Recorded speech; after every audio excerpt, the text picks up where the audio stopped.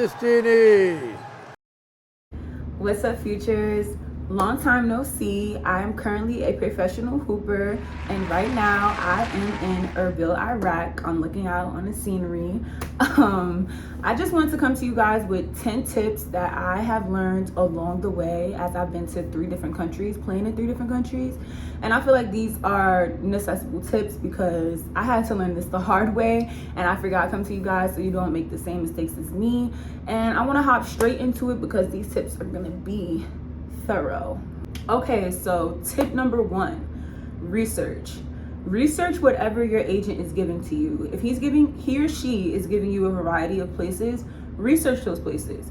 If he or she is giving you one place as an option, research that place. You never know like the politics of it or anything about it. Just, research where you're going. You want to know where you're going to be laying your head and, residing. Also, when you're researching, know what you want out of it. A lot of people go overseas and they are passionate about basketball and they're just solely focused on basketball. They're not worried about the scenery or where they're going, so that's fine. But also, if you're looking for a place that's really nice, like, I'm not gonna lie, Portugal is a really nice place. Nicaragua, there's really nice. Albania was nice for me. Vlora was beautiful, and I'm a scenic type of person. I like the beach. I like those type of vibes. If you're looking to travel and have like a scenery vibe, make sure you're researching. Tip number 2, when you're talking to your agent or picking your agent, make sure you lay out your game plan and make sure you know your own game plan. Make sure you know what position you're looking to play, the salaries you're looking to get. Also, be humble. If this is your first time going into the marketing of playing overseas, be humble. Don't start off saying, oh, I want to make 10,000. Even though if you're coming off like a good season in college and you feel like you can make 10,000, say that. But if you don't have the basketball resume or the statistics or the film to back up what you're saying, come to your agent with a good game plan. Make sure you're discussing, okay, when I go overseas, I want to play 1 through 2. When I go overseas, I want to play 3 through 5. When I go overseas, I just want to be a 5. Discuss what you want out of this. For me personally, I was being very humble, knowing that I went to 4 different colleges. I didn't have the proper stats, but I had the film, and I knew like I'm like a 6'2" small forward, power forward. So I knew that, okay, I'm gonna start with a reasonable salary, and then I'm gonna work my way up. So I made sure my agent knew what I was looking for, and he worked with me. Tip number 3, ask questions. Whether you're asking your coaches, whether you're asking other players, whether you're asking somebody who is an overseas hooper and they're famous and they got that blue check on Instagram, ask questions. I don't care if they don't even answer. I reached out to about everybody I knew. I'm very well known in the basketball world, so I reached out to people that I've been playing with since I was in middle school, and I asked them, hey, what do you think I should do to pursue me having a professional career overseas? Or just ask anyone, like research, do what you're doing right now on YouTube. Ask questions because you always want to know what you're getting yourself into, and also you always want to know other people's experiences and their storylines. Some people may have storylines where they didn't have the best time overseas, and some people may have storylines where they had the best times. But I always figure like it's about your mindset. So what I want you to do is go out and network, and you never know who you're gonna meet, and you never know who you're gonna talk to, and you never know who you're gonna connect with. So ask questions. Tip number 4, when you get your deal, traveling is like the most important thing I've learned over time. So what to pack? I personally learned that I have to pack like stuff to cook. I like to cook my food. Like in Iraq, I caught food poisoning because I'm staying in a hotel. I don't have an apartment. So these were the circumstances that I didn't know I was gonna have to be in. I thought I was gonna be able to go grocery shopping and cook for myself because that's what I like to do. But if you like to cook for yourself, I like to bring seasonings or condiments or different things that I know I personally like at home that they probably won't have overseas. Like, they didn't have ranch. I was confused. I like ranch, so I packed ranch, like stuff like that. Also, you want to pay attention to what you're packing, as in weight. Don't pack too much. I've also learned to pack a lot of basketball clothes. Sometimes when you go to these different teams, they don't have like if you're coming from D1 schools, D2 schools, whatever schools, they might give you practice gear, they might give you socks, they might give you headbands, they might give you sports bra, spandex, but in some of these places they don't have the financial circumstances to help you in that way, or they don't have the stores to give you those type of things. So I've learned to pack a lot of basketball stuff. When it comes to clothes, it's very minimal for me. I'll pack like 1 or 2 outfits, maybe 3 or 4, and I'll just keep rotating them because I'm not here to impress anybody. And if I really want to wear something when we go out with my teammates, I'll just go buy like a cute something simple, but pack a lot of basketball clothes because these people, they really don't have a lot of money to be giving us gear and things of that nature. Now if you go to a team where they give you gear, bring extra, like pack your stuff that you think you'll need, and especially for basketball. Tip number 5 definitely goes with tip number 4, as in traveling. I've learned that for airport transportation, make sure your team is giving you your ticket, like your confirmation tickets, at least a week in advance before, or even a month before, but make sure it's a week before so you can get the app on your phone and check in on your phone. I personally had a bad experience where I felt like it was a lot, and I should have checked in on my phone. When I got to the airport, my flight, they couldn't find me, and I didn't check in on my phone, and I had TSA, so I was being like, oh, I could come by an hour before, and they couldn't find me, and I had to leave the next day, and I was actually to come here to Iraq.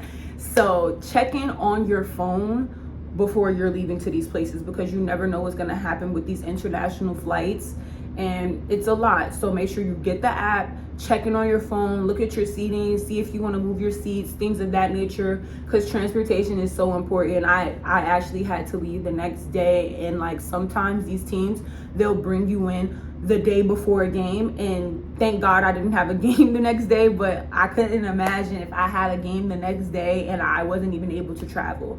Also, you're gonna probably be traveling for at least 12 to 24 hours. When I went to Asia, I traveled for 24 hours. So prepare yourself, prepare your body, get snacks, make sure you got some electrolytes, make sure you're eating the right stuff, make sure you're resting, things of that nature, because it's very important, because like I said, you can be playing the next day. Tip number 6, accommodations. I honestly, I love my agent because I be asking for the craziest accommodations. I want to live by myself. I don't care where it is. That's just me personally. Like, this hotel room is by myself. I like to live by myself. If you're the type of person where you're not comfortable living by yourself, you need to tell your agent, like, hey, are they going to put me in a room with someone? Are they going to put me in an apartment with someone? Are they going to put me by myself? Make sure you're discussing these type of accommodations when it comes to like your living spaces, because where you lay your head is very important, and you want to be as comfortable as possible. And I feel like these teams are bringing you over there to help their team, so they're going to accommodate for you, and you need to be considerate as well if they can. Like in Malaysia, it turned out that the tournament was hosting our everything, like where we were going to live and our hotel. So like I was fine with staying in a hotel and being with my teammate because everybody was doing it. So I'm just like, okay, hey, like this is just what I have to do, like get the job done. But if you feel like you're the type of person where you want to live by yourself, or you need to be living with someone, or you need to be living with another foreigner, or you need to be living with another American, say these things. Like, your agent works for you as well as how you work for them. Tip number 7. I feel like this is the most important tip, because I personally didn't go through this because I like to plan before I even go overseas. So I have like a planner and a budgeting book and things of that nature. But I think financial literacy is like the most important tip here, because I've seen people get their checks and blow their whole check. I don't care if you're making $500 a month. Save some of that money for things you want to do, important things in life, investing, going towards your credit, saving for when you go home, you want to buy a car, you want to get an apartment. Talk about these things. Talk about it with someone, whether it's your agent or someone who has the financial literacy to help you. But I think money management is the most important thing over here. Like, when you get your check, don't just blow it. Don't just try to come overseas. Oh, I'm an American, I'm making all the bread, and just try to spend your money. I mean, do what you want to do, but these are just my personal tips that I feel like is helping me through my journey. And I feel like when I get my checks, I'm saving my money. Like, if I need to get groceries, I'm budgeting. I'm using like $100 towards groceries a month, because groceries are really cheap out here. So there's no need for me to be going out and buying designer and buying this and buying that. I'm not here to stunt. I'm not here to flex. I'm here to save my bread, because this is my job and I'm making a certain amount each month. And I feel like certain things need to go on my savings, my investments, my credit, and things of that nature. So having some financial literacy is very important when you're overseas, or you're just going to fail. You're just over here just to be over here, like we're in college. And if that's the life you want to live, cool. But if you want to take my advice and be a rich I ain't rich, but I'm rich, but you know. Yeah, have some money management tools and talk to people. Whether if you don't feel comfortable talking to people about your money, you know, go online, research YouTube. How do I budget this? How do I save this? These things are things that you need to do, because if you're playing overseas basketball, I'm pretty sure we're getting older. There's things we want in life. There's things we need in life. We want to start families. So yes, save your money. Tip number 8. While you're overseas, your mentality is everything. So you need to get in the right headspace. I personally come overseas for my spiritual journeys. I come overseas, I read my Bible. I come overseas, I sketch my sketches out for my business. I come overseas, I read my book on how to become a better person. These are things that I feel like I need to do in my off time. If you want to play the game, shack up, lay around, don't do nothing. I like to sightsee. I like to go outside. I've learned that it's not very safe to go outside by myself. So, like, in certain places. That's why I say research, because I'm not going outside direct by myself. I'm not gonna lie. But yeah, I like to do things on my off time, because practice. So far, I've had 2-a-days at each country I've been to, which is fine. But like in my off time, I want to read. I want to do things that's productive for me. Don't be unproductive over here. This is not college. We're not over here to be chilling and doing what we want to do. You can do that. Like I said, these are my personal tips, but I feel like I need to get closer to God and myself and the woman I intend to be. So me personally, these are the things that I want to do off the court. On the court, I'm ready. I'm prepared. I'm going over my stats. I send my stats to my agent every game.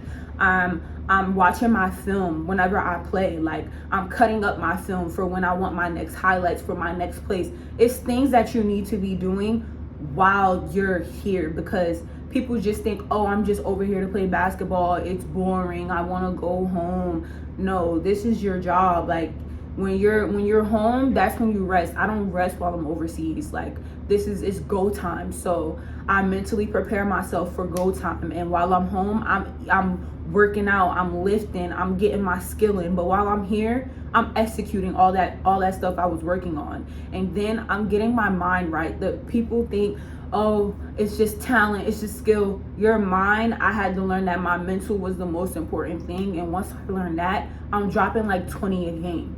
And now I'm not gonna stop, because that's just the mentality I have now. I'm dropping 20 a game. I'm getting doubles. I'm coming to practice. I'm the first one there. I'm stretching. I'm the last one to leave. I'm shooting. I'm not playing. So if you want to play around, don't come overseas. But if you're ready to work and you're ready to make that bread, this is for you. So to go with all of that, I also pay attention to my body, my physical. So recovery. If you have sponsors that get you certain things for recovery, that's like perfect. But if you don't, I honestly got this.